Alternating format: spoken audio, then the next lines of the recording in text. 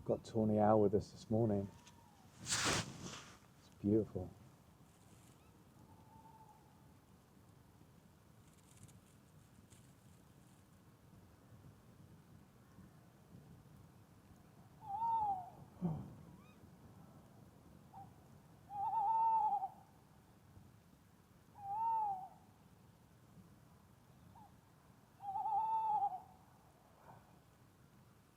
So close. I love the spirit of owl.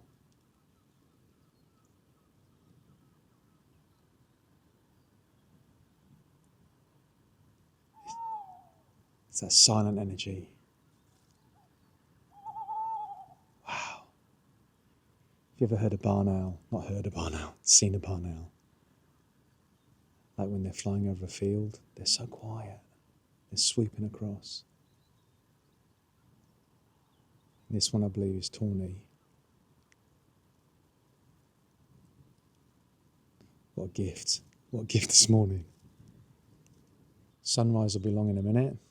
Well, I don't know, maybe half an hour or something.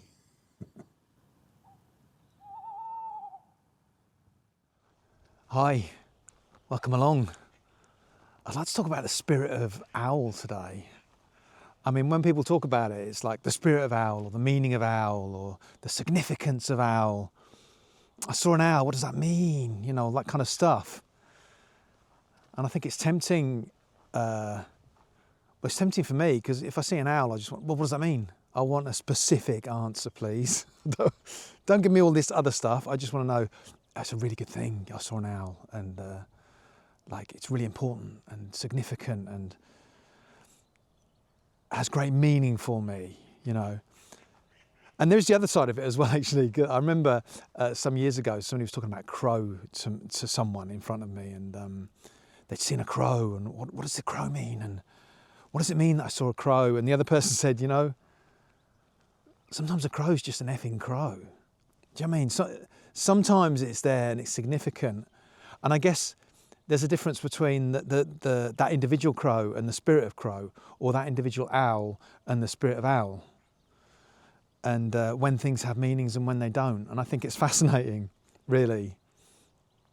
But I also just look, if you go search the meaning of owl online, you're going to see a million things. I mean, really.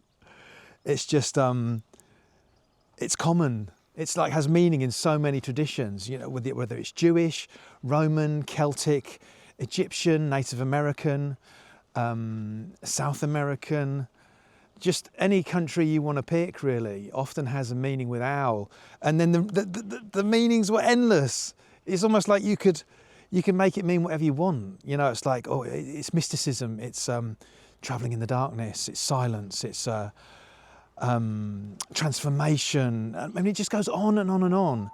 And it made me ponder today's world where information is at our fingertips. I mean, 1,000 years ago, I'd have been limited to my village, my tribe, local medicine man or woman. And, you know, they probably have had a meaning for owl and I'd have sat with them and they said, oh, it means this. But now I can go online. I go, well, okay, you know, in the Native American tradition, it means this, but in Japan, it means that. So which one is it? And in my humorous kind of internal way, I was thinking owl is like, it's kind of the perfect animal for AI, really. Because I could literally go online now, go into ChatGPT, anybody can, you can, and just, you know, write me £1,000 article, not £1,000, 1,000-word article on owl, and it writes it. So, or make it 1,500 words, you know, and include more about Egypt and Japan or something. And you could literally, in half an hour or less, you could have an article on the meaning of owl, and you could publish it on your website. And it strikes me that everything is so accessible now, or is getting more and more accessible. And then it made me wonder, you know, it's like it comes back to that part where it's like, well, maybe I just need to find out the meaning for myself. What does it mean to me? And to me, owl, and this is from my own experience, it's not really from Googling it or anything. It's, to me, it's about silence.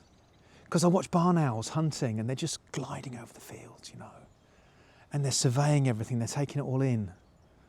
And as only other owls, like a tawny, turning its head and taking in the landscape. So I see a bit of that in owl. And also because of that, this sort of nocturnal part of it. So these owls they're flying at night. You know, they're coming in, they hunt at night. So there's this mysticism of the nighttime, the nocturnal.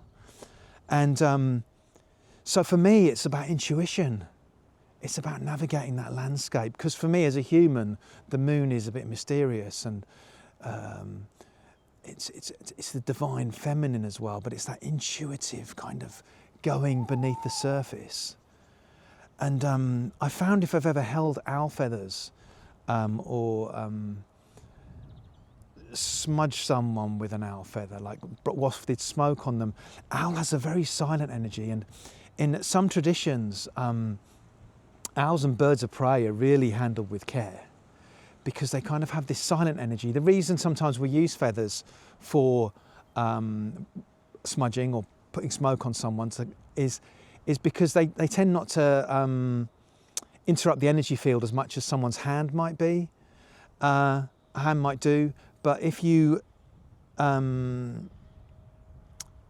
use an owl feather or something, it kind of has this kind of, it still will be undetected, but it kind of has this sharpness. It's like a sharp knife, you know, it's kind of, someone said to me it can do damage if you're not careful. So you respect the energy of owl. It's a very respected kind of energy, and I suppose that comes in with that that part of wisdom, you know. But for me, I mean, around here, Hickling in Norfolk, where I am, there's a lot of tawny owls, and you know, they're hooting at night, and that is territorial as well. So it's like, this is my territory, and I'm hooting, and this is where I live. And there's also that thing about attracting a mate as well. So we get into this kind of like, owl is, you could make it mean stating your claim, you know, it's, stating who you are, you know, this is who I am, and do you want to come and visit, you know.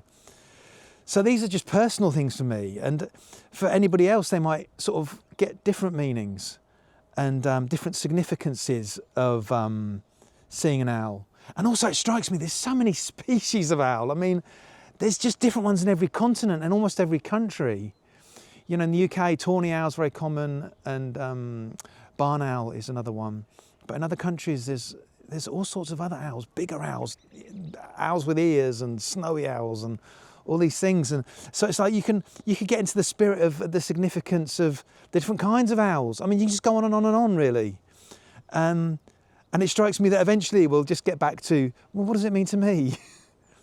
Do I need someone to tell me what it means? I mean, and that's the thing, partly I do want someone to tell me. I mean, literally I do. I want to go on the internet and said, right, I saw an owl at 7 p.m. when I was walking to the park, and it flew from north to southeast and did one squawk. And I literally want it to go, oh, well, this is what it means. This is exactly what I want to go, oh, fantastic. That's really good news. But that's not the way it works, is it? It's not the way it works. It requires some sort of searching, some sort of looking into it. And maybe it's significant. Maybe it happens at a very significant time. Something just happened. You had a significant challenge or something, and you went and then you heard owl, and then you find the meaning, you go, oh, that fits. And maybe it's that thing about stories I keep talking about. It's like, when my story can fit with that story, then maybe we have a match. So that's a few meanderings on owl, and lots of love, and I'll see you again.